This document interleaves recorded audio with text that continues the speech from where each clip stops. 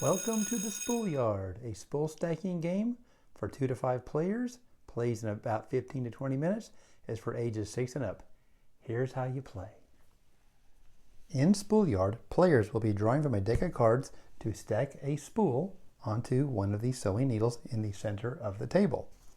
This player draws red. Take a red spool and slide it down with one hand in the spool in the middle of the table. Now the next player draws green. Well, maybe this player is afraid they're going to knock over the spool. When you knock over a stack of spools, you're out of the game. So this player can optionally use their own spool as a one-time safety net, but then must push that into the center of the table, so now all players can access that spool and that sewing needle. Then the next player might draw red. Sometimes when players draw, they might draw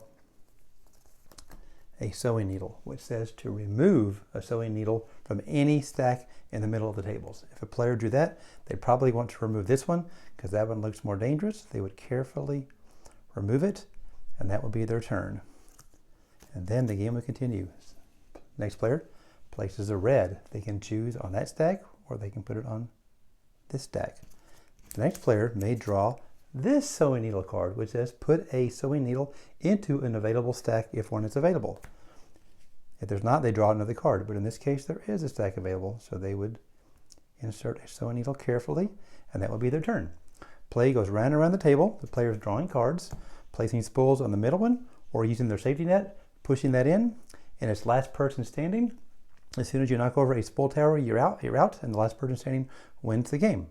And that's how you play Spool Yard.